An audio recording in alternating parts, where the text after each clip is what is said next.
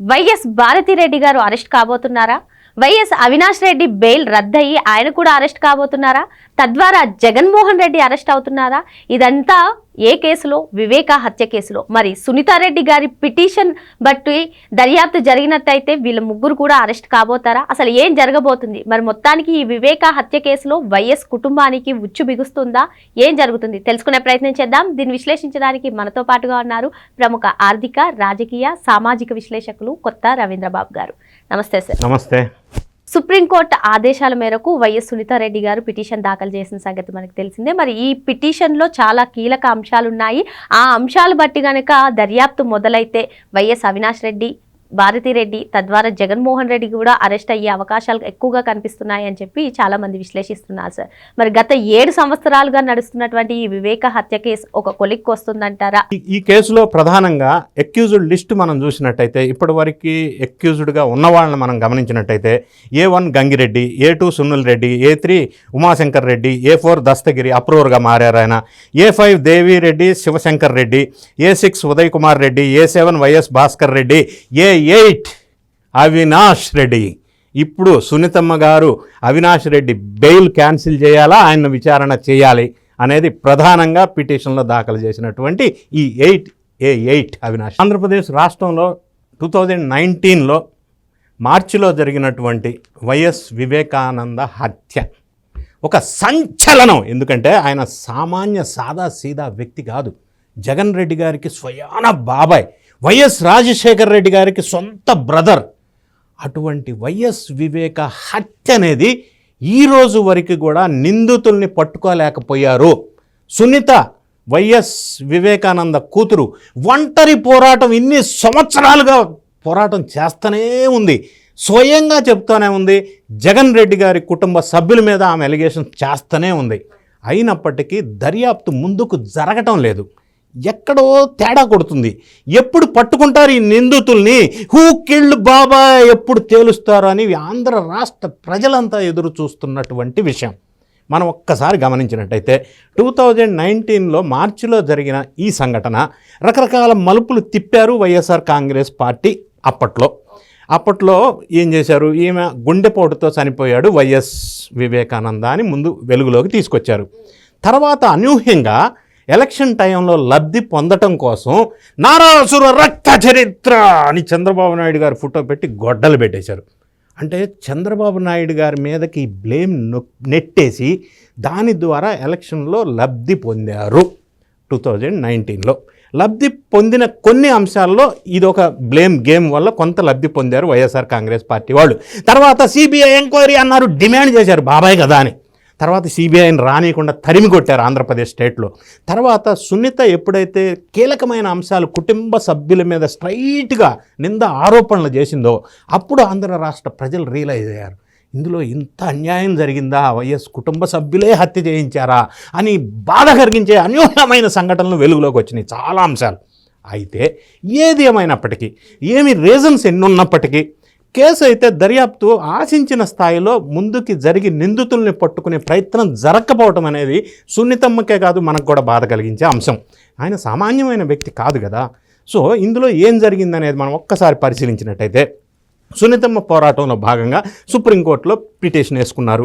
మళ్ళీ నాకు ఎంక్వైరీ జరగాల, సిబిఐ ఎంక్వైరీ అయిపోయిందని సిబిఐ చెప్తే ఎట్లా, ఇంకా చాలా పెండింగ్ క్వశ్చన్స్, బిగ్ క్వశ్చన్స్ నా ముందు ఉన్నాయి, దీని సంగతి తేల్చి నిందితుల్ని పట్టాలి అని ఆమె పెట్టుకున్న మొరని సుప్రీంకోర్టు వాళ్ళు పరిశీలించి లాస్ట్ మంత్ ఏం తేల్చారంటే, సునీతమ్మని 2 వీక్స్ లోపు ట్రయల్ కోర్టులో మళ్ళీ పిటిషన్ దాఖలు చేయమన్నారు. ఇంకొకటి ఏం చెప్పారంటే సుప్రీంకోర్టు వాళ్ళు, ఈ ట్రయల్ కోర్టు 8 వారాల్లో దీన్ని పూర్తి స్థాయిలో విచారణ చేసి వెలుగులోకి తీసుకొచ్చి క్లోజ్ చేయమని ఆదేశాలు ఇచ్చారు. దానికి అనుగుణంగా సునీతమ్మ గారు హైదరాబాద్ ఏసీబీ కోర్టులో పిటిషన్ దాఖలు చేశారు. సో ఈ పిటిషన్లో ఆమె ప్రధానంగా ప్రస్తావించిన అంశాలు మనం సునిశ్చితంగా గమనించినట్టయితే, మీరు ఇంట్రోలో ప్రస్తావించినట్టుగా అది ఎవరి మెడకు చుట్టుకోబోతుంది, కేసు తేలుతుందో అని మనం ప్రజలు ఊహిస్తూ ఉన్నారు. ఆమె ప్రధానంగా ఏం ప్రస్తావించారంటే, పాయింట్ నెంబర్ 1, ఈ బాబాయ్ వివేక హత్య కేసులో విచారణ జరగాల్సిన తీరులో, జరగవలసిన యాంగిల్లో జరగటం లేదు. ఫస్ట్ ప్రధానంగా అని చెప్పేది, కొంతమందిని రక్షించే విధంగా ఈ దర్యాప్తు జరుగుతూ ఉంది. అసలు నిందితుల వైపు వెళ్ళటం లేదు అనేది ప్రధానమైన ఆరోపణ. సో ఆమె అందులో భాగంగా పిటిషన్లో ప్రస్తావించిన అంశాలు మనం పరిశీలించినట్టయితే ఈ కేసులో A5 ఒక వ్యక్తి ఉన్నాడు, అక్యూజ్డ్ 5. ఆయన పేరు దేవిరెడ్డి శివశంకర్ రెడ్డి. ఆయన కొడుకు డాక్టర్ చైతన్య రెడ్డి. ఆయన మరి దస్తగిరి అని ఈ బాబాయ్ హత్య కేసులో అప్రూవర్గా మారిన A4. ఆయన జైల్లో ఉన్నప్పుడు డాక్టర్ చైతన్య రెడ్డి జైలుకి వెళ్ళి మెడికల్ క్యాంపు పెడతాను అని జైలుకి వెళ్ళి ఆ లోపల మెడికల్ క్యాంపు పేరుతోటి దస్తగిరిని కలిసి A4గా ఉన్న దస్తగిరి అప్రూవర్గా మారిన దస్తగిరిని కలిసి బెదిరించాడు, థ్రెటన్ చేశాడు, భయపెట్టాడు. ఈ సంఘటన జరిగినప్పుడు మరి ఆ చైతన్య రెడ్డిని, దేవినేని శివశంకర్ రెడ్డిని దస్తగిరి అప్రూవర్గా మారి ఇట్లా భయపెట్టాడు మెడికల్ క్యాంపుకి వచ్చి లోపల జైల్లోనే అని ప్రస్తావిస్తే దాని మీద దర్యాప్తు ఎందుకు జరగలేదు? జరగాల్సిన అవసరం ఉంది కదా. ఇక్కడ ఇంకొక యాంగిల్ కూడా మనం అర్థం చేసుకోవాలా. ఆ జైల్లో మెడికల్ క్యాంప్ పెట్టడానికి అనుమతి ఎవరిచ్చారో? అప్పట్లో ఉన్న వైఎస్ఆర్ కాంగ్రెస్ పార్టీ. మరి చైతన్య రెడ్డిని లోపలికి అలో ఎందుకు చేశారు? ఆయన తండ్రి అక్యూజ్డ్గా ఉన్నాడు కదా A5. మరి దస్తగిరి ఆ జైల్లో ఉంటే ఆయన కలిసే ప్రయత్నం ఎవరు చేశారు? దాని వెనక ఎవరున్నారు తేలితే ఈ లింక్ అనేది బయటకు వస్తే దర్యాప్తు ఇంకొక రకంగా జరుగుతుంది. నిందితుల వైపు దర్యాప్తు సాగాలి కదా. సో ఈ విధంగా ఆమె ప్రస్తావించిన అంశంలో దీన్ని దర్యాప్తు చేస్తే ఆ చైతన్య రెడ్డిని ఎవరు లోపలికి పంపించారు? దాని వెనక వ్యూహ రచన చేసింది ఎవరో బయటికి రావాలి కదా. ఇది మెయిన్ కీలకమైన అంశంగా ఒక పాయింట్గా మనం చెప్పవచ్చు. ఇంకొక అంశం ఆమె ఏం చెప్తున్నారంటే పిటిషన్లో ఫస్ట్ దీన్ని ఫిర్యాదు చేశారు ఎవరు? వివేక వాళ్ళ PA. ఆయన పేరు కృష్ణారెడ్డి. కృష్ణారెడ్డి ఒక ఫిర్యాదు ఏం చేశారంటే చేపించారు కృష్ణారెడ్డి చేత. సునీతమ్మ చెప్పిన విషయం ఆయన ఏం చేశారంటే చేపించారంటే సునీతమ్మ మీద, వాళ్ళ భర్త రాజశేఖర్ రెడ్డి మీద ఎంక్వైరీ, CBI ఎంక్వైరీ ఆఫీసర్గా ఉన్నటువంటి రామ్ సింగ్ మీద, వీళ్ళ మీద ఆయన కేసు పెట్టాడు. దొంగ కేసు పెట్టించారు PA కృష్ణారెడ్డి చేత. పెట్టించిన తర్వాత ఇది కేసు విచారణ చేసి ఇది తప్పుడు కేసు అని తేల్చేశారు కదా. తేల్చితే దీన్ని ఎంతటితో వదిలేద్దామా? అసలు తప్పుడు కేసు ఆయన చేత, కృష్ణారెడ్డి చేత వీళ్ళ మీద పెట్టించింది ఎవరు? ఎందుకు పెట్టించారు? అందులో ఉన్న కుట్ర కోణం ఏంటి? కేసు తప్పుడని తేల్చారు కరెక్టే, కానీ అందులో ఎవరు పెట్టించారు? దాంట్లో కుట్ర కోణం ఏంటి? అందులో వ్యూహం ఏంది? ఈ లబ్ధి పొందటానికి అందులో వీళ్ళ చేత పెట్టించారు వీళ్ళ మీద రివర్స్ కేసు. దాని వెనకున్న వ్యక్తి ఎవరు, శక్తి ఎవరు, విచారణ చేయాలా, తేల్చాలా అనేది ఒక పాయింట్ సునీతమ్మ గారు చెప్పారు. ఇంకొక అంశం ప్రధానంగా ఆమె ప్రస్తావించిన అంశం చూసినట్టయితే ఈ ఘటన జరిగినప్పుడు ఎర్లీ మార్నింగ్ మన వైఎస్ జగన్ రెడ్డి గారు అప్పట్లో వాళ్ళ ఇంట్లో maybe early morning 5 o'clock around 5:30 ఆ ప్రాంతంలో వాళ్ళ ముఖ్యమైన వ్యక్తులతో ఒక సమావేశం నిర్వహిస్తున్నారు వాళ్ళ ఇంట్లో. అందులో రిటైర్డ్ IAS అజయ్ కల్లాం అనే ఒక అతను ఉన్నారు. ఆ సమావేశంలో ఉన్న కొద్ది మందిలో ఆ మీటింగ్ జరుగుతున్నప్పుడు భారతిరెడ్డి గారు పిలుస్తున్నారు అని చెప్పి వాళ్ళ ఇంట్లో ఉన్న ఎవరో ఒక వ్యక్తి జగన్ రెడ్డి గారికి చెప్పడం, జగన్ రెడ్డి గారు ఆ కింద నుంచి వాళ్ళ ఇంట్లోకి పైకి వెళ్ళటం, పైనుంచి దిగి వచ్చిన తర్వాత జగన్ రెడ్డి గారు బాబాయ్ నో మోర్ అని చెప్పాడు. అక్కడున్న అజయ్ కలాం రిటైర్డ్ IAS. ఈ విషయం అజయ్ కలాంని విచారించినప్పుడు ఆయన 161 స్టేట్మెంట్లో రిటర్న్ వాంగ్మూలం ఇచ్చాడు, లిఖితపూర్వకమైన వాంగ్మూలం. మరి అయితే ఆ ఫోన్ చేసింది ఎవరు? భారతిరెడ్డి గారికే ఫస్ట్ 5-5:30 ప్రాంతంలో ఎవరు ఫోన్ చేసి బాబాయ్ నో మోర్ అని చెప్పారు? మరి అదే భారతిరెడ్డి గారు చెప్పిన విషయం ఇక్కడ అజయ్ కలాం స్టేట్మెంట్ ఇచ్చాడుగా. మరి ఆ ఫోన్ చేసింది ఎవరు? అది తేలాల్సిన అంశం ఉంది. మరి భారతిరెడ్డి గారికి ఎందుకు ఫోన్ చేశారు ఇది కూడా విచారణ చేస్తే అది వెనక ఎవరున్నారు అనేది మళ్ళీ తెలుస్తుంది. ఇది అజయ్ కలాం ఇచ్చిన స్టేట్మెంట్ కాబట్టి దీని మీద కూడా విచారణ చేయాలా, దీన్ని ఈ యాంగిల్లో మీరు ఇగ్నోర్ చేశారు అనేది సునీతమ్మ గారి వాదన. తర్వాత చనిపోయిన విషయం, వివేకానంద చనిపోయిన విషయం ఆరుంబావుకి ప్రజలకి బంధువులకి PA చెప్పటానికంటే ముందే A4 గజ్జల ఉదయ్ కుమార్ రెడ్డి ఇంకా తదితరులకు తెలుసు అంట. ఈ ఉదయ్ కుమార్ రెడ్డికి పబ్లిక్లో 6 గంటలకి తెలియటానికి ముందే ఈయనకి ఎలా తెలిసింది? ఇందులో ఈయన పాత్ర ఎంతవరకు ఉంది, ఎందుకు తెలిసింది? అది విషయం మనకు తెలియాల్సిన అవసరం ఉంది. ఆధారాలు చెరిపివేతలో వైఎస్ మనోహర్ రెడ్డి, కృష్ణారెడ్డి పాత్ర తేల్చాలి అని చెప్తుంది. సీన్ ఆఫ్ అఫెన్స్, అందులో ఉన్నటువంటి సీన్ ఆఫ్ అఫెన్స్లో ఆధారాలు లేకుండా చేయటంలో అప్పట్లో CIగా పనిచేసిన ఆయన సహాయ సహకారాలు ఉన్నాయి. ఇప్పుడు ఏం ప్రస్తావించే వైఎస్ మనోహర్ రెడ్డి, కృష్ణారెడ్డి అనే వాళ్ళు ఇందులో ఉన్నారు. ఈ సీన్ ఆఫ్ అఫెన్స్లో సాక్ష్యాలను చెరిపివేశారు. మరి దాని మీద దర్యాప్తు విచారణ జరగాలి కదా అని సునీతమ్మ గారు పిటిషన్లో ఫైల్ చేశారు. ఇంకొక అంశం ఆమె చెప్తుంది ఏంటంటే A2గా ఉన్న సునీల్ యాదవ్ సోదరుడు, వైఎస్ ప్రకాష్ రెడ్డి మనవడు అర్జున్ రెడ్డి మధ్య నడిచిన మెసేజెస్, అంటే వీళ్ళిద్దరి మధ్య కొన్ని మెసేజెస్ నడిచినాయి, వాట్సాప్ మెసేజెస్, వాటిని వీళ్ళు దర్యాప్తులో పరిగణలోకి తీసుకోవాలా. సో ఆ మెసేజెస్ పరిగణలోకి తీసుకోవాలా, వీళ్ళిద్దరు కూడా ఇందులో ఇన్వాల్వ్ ఉన్నారు అని చెప్తా ఉన్నారు. ఇంకొక అంశం ఆమె చెప్పేది ఏంటంటే, ఈ హత్య జరగటానికి కొద్ది రోజుల ముందు వైఎస్ వివేకానందకి డ్రైవర్గా ఒక కొత్త అతను జాయిన్ అయ్యాడు. ఆ జాయిన్ అయిన అతను ఈ హత్య జరగటానికి ముందు లీవ్లో వెళ్ళిపోయాడు.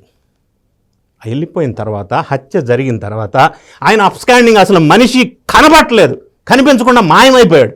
సెల్ ఫోన్ సిగ్నల్స్ లేవు, స్విచ్ ఆఫ్. ఏం జరిగింది అంటే ఇది ప్రీ ప్లాన్డా, ఆయనకు ముందే తెలుసా? ఆయన అసలు ఎవరు ఇక్కడ జాయిన్ చేయించారు? హత్య జరగటానికి ముందుగానే ఆయన లీవ్లో ఎందుకు వెళ్ళాడు? సరే అయిపోయింది. హత్య జరిగిన తర్వాత అప్స్కాండింగ్, కనిపించకుండా ఎందుకు మాయమైపోయాడు? సెల్ ఫోన్ కూడా ఎందుకు సిగ్నల్ లేకుండా పోనీ? ఇది అనుమానాస్పదంగా ఉంది కదా. వీటన్నిటికి తోడుగా ఈ హత్యలో ఇన్వాల్వ్ అయిన వాళ్ళు, చూసిన వాళ్ళు, ప్రత్యక్ష పరోక్ష సాక్షులు 7 అనుమానాస్పద మృతి వరుసగా, అంటే వాచ్మెన్ రంగయ్యతో సహా, మరి డ్రైవర్స్తో సహా వీళ్ళంతా అనుమానాస్పద మృతి ఎందుకు జరిగింది అనేది కూడా ఈ దర్యాప్తులు తేల్చలా. మరి అది కూడా తేల్చాల్సిన అవసరం ఉంది కదా. తర్వాత ఇంకొక అంశం, ఇంకోటి ఆమె ఏం చెప్తుందంటే, A7, A8 YS Bhaskar Reddy, Avinash రెడ్డిని రక్షించేందుకు శివశంకర్ రెడ్డి, గంగాధర్ రెడ్డి అనే వ్యక్తులు కలిసి హత్య చేశామని ఒప్పుకుంటే 10 crores ఇస్తామని చెప్పారంట శివశంకర్ రెడ్డికి.